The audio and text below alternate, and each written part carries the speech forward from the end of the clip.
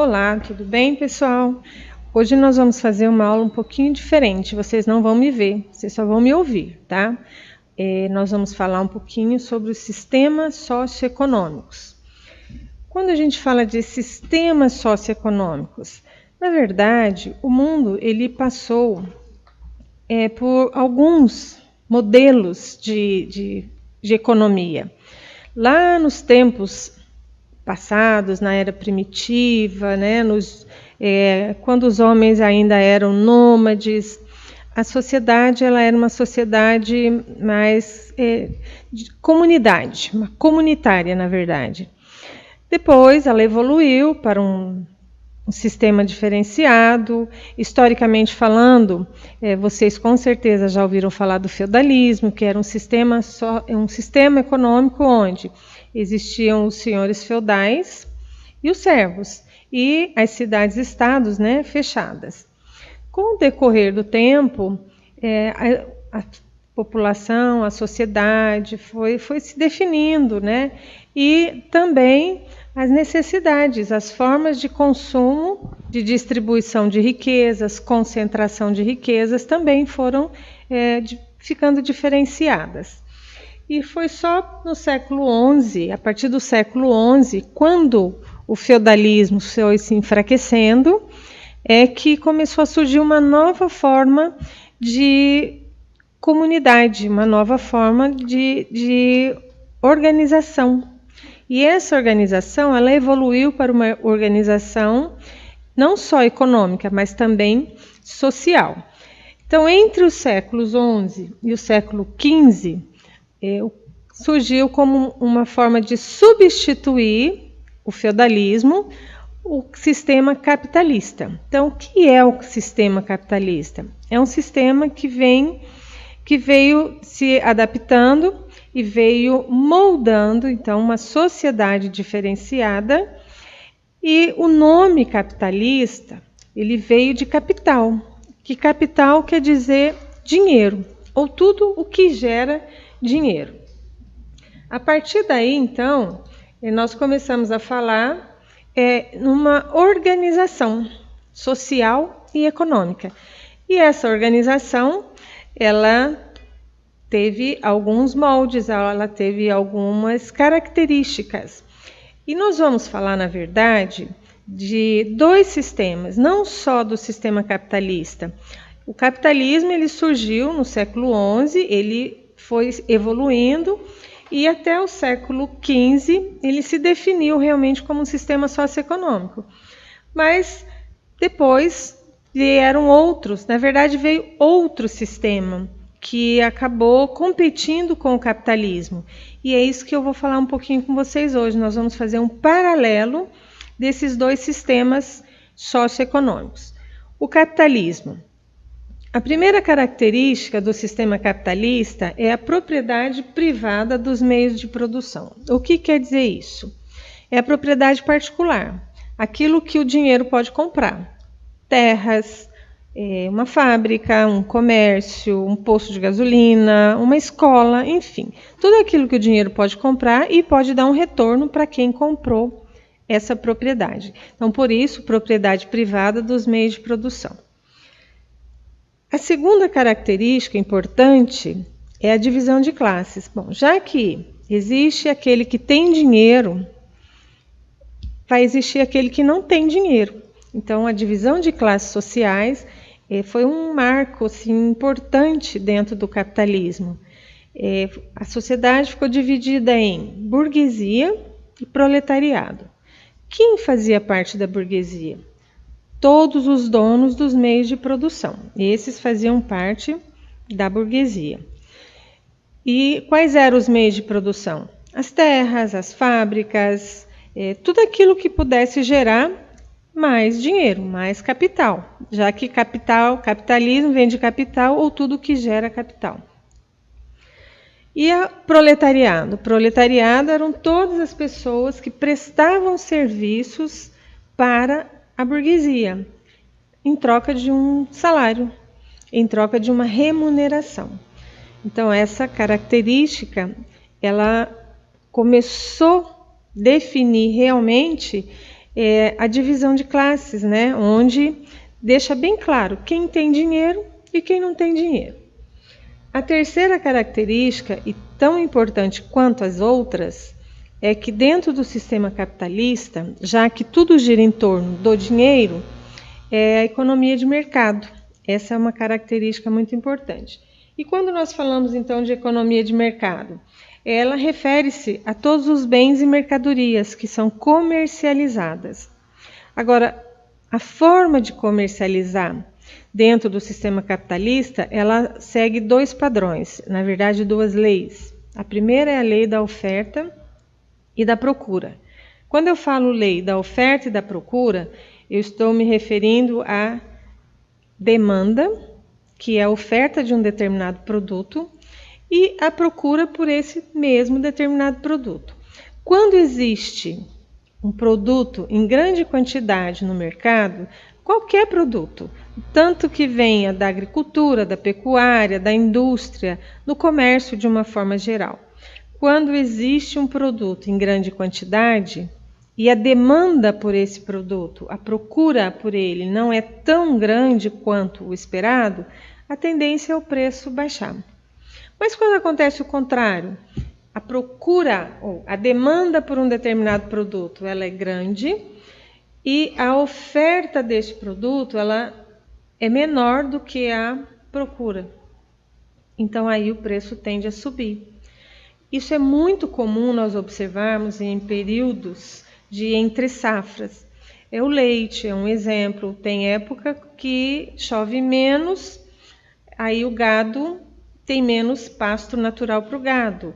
O dono do gado tem que comprar um alimento para complementar, né? Tem que comprar, vai investir mais, ou seja, o custo desse produto vai ficar maior, porque daí ele vai agregar o valor desse alimento complementar. Aí o leite vai subir. Quando chove muito, e aí afeta os produtos, alface, tomate, os hortifrutis, o preço vai subir, porque o produto vai raliar, ele vai ficar menor. Então, isso é a lei da oferta e da procura. Então, quando a oferta é maior do que a procura, o preço ele baixa. Quando a procura é maior do que a oferta, o preço tende a subir. E finalizando, né, essas três características assim muito importantes do capitalismo, se tudo gira em torno do dinheiro, tem um objetivo. Qual é o principal objetivo do sistema capitalista? É a acumulação de riquezas para a obtenção do lucro. Então, é o homem substituindo, né?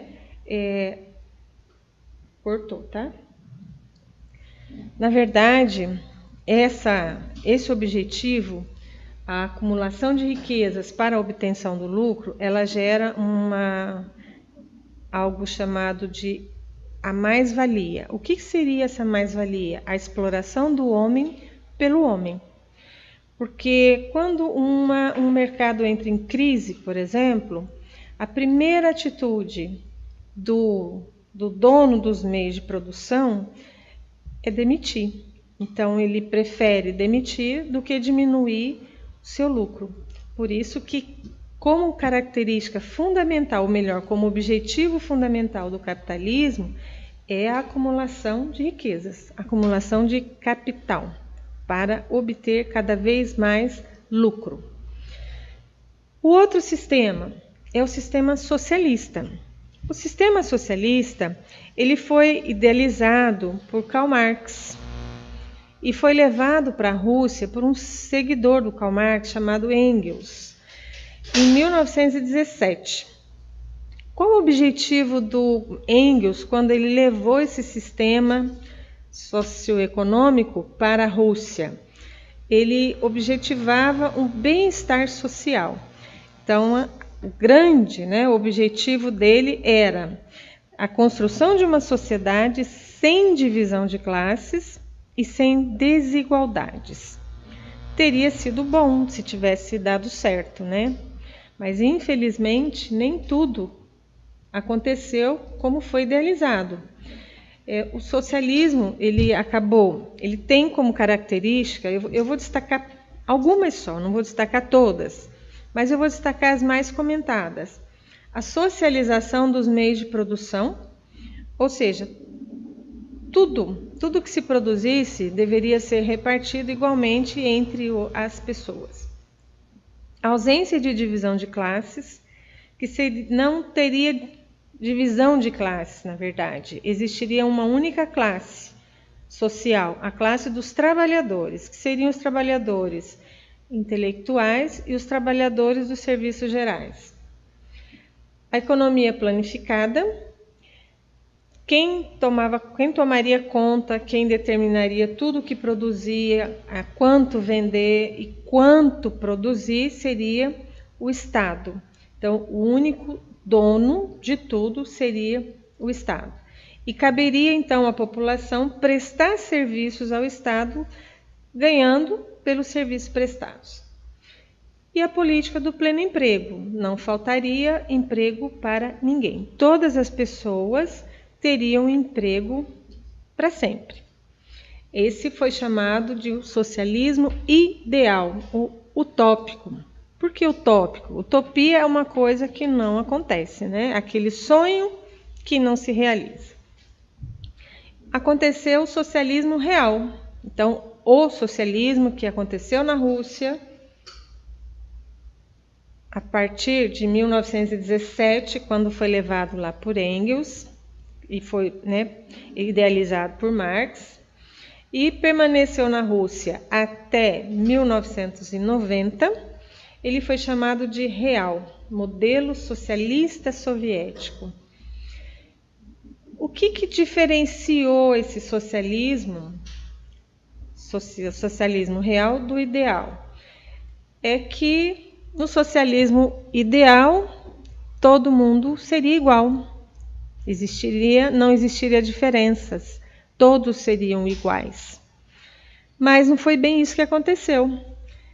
Um dos pontos que acabou sendo crucial para acabar o socialismo na Rússia foi a dominação da vida pública por um partido único e oficial, o Partido Comunista.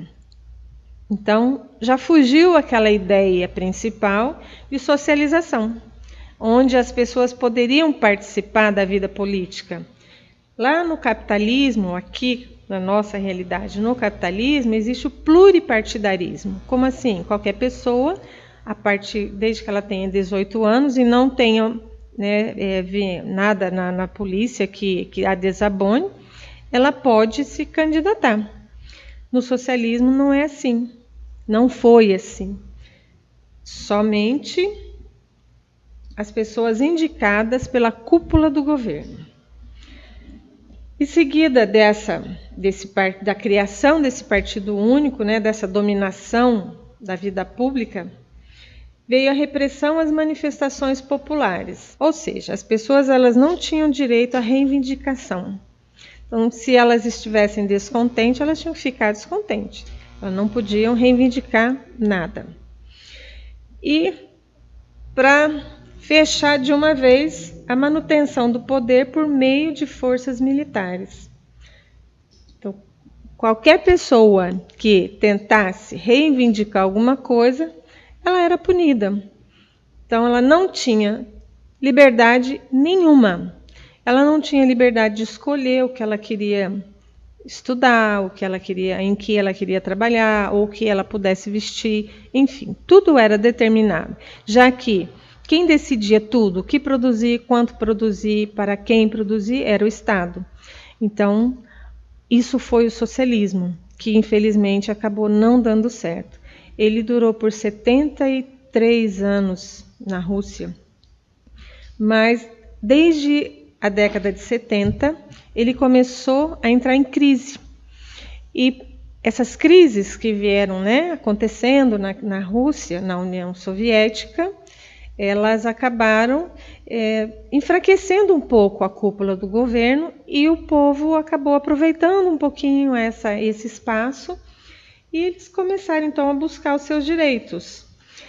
E já na década de 80, um líder mais democrático, um líder mais liberal, chamado Mikhail Gorbachev, ele tentou segurar o socialismo dentro da União Soviética. Então ele criou duas propostas, ele elaborou duas propostas de mudança. A primeira delas foi chamada perestroika, que queria dizer uma palavra russa que quer dizer reestruturação. Então ele estaria reestruturando a economia. E a segunda proposta foi a glasnost, uma abertura política. Vamos derrubar a cortina de ferro que existia, onde o povo não podia participar de nada, o povo estava sempre alheio a qualquer questão política, o povo não tinha nenhuma liberdade, né, de participar. Então Gorbachev ele tentou, mas infelizmente acabou não dando certo. E em 89 ocorreu a queda do Muro de Berlim. Em 90 a Alemanha foi reunificada, que ela estava sendo dividida em capitalista e socialista, e aí então a União Soviética deixou de existir. Então, quando a gente faz um paralelo de capitalismo e socialismo, então o que nós vamos ver na verdade? No sistema capitalista existe a propriedade privada dos meios de produção. No socialista existia a socialização dos meios. No sistema capitalista, a divisão de classes. No sistema socialista, a ausência de divisão. A classe era única, era para ser, né, única. Os trabalhadores intelectuais e os de serviços gerais. E no capitalismo, a economia de mercado. No socialismo, a economia planificada. Bom, pessoal, por hoje é só. Nós vamos continuar falando disso. Hoje essa aula foi só para deixar bem claro e mostrar para vocês o que foi o socialismo. Eu falo foi por quê? Porque o socialismo, quando acabou na Rússia, ele acabou quase que geral. Hoje existem 3 países apenas socialistas, que é Cuba, a Coreia do Norte e a China. Os demais países que eram socialistas, hoje são países capitalistas. Então nós fizemos aí um paralelo, mostrando a diferença entre capitalismo e socialismo. Por hoje é só, até a próxima. Não deixem de olhar os exercícios e tragam para a sala de aula para nós debatermos as dúvidas de vocês.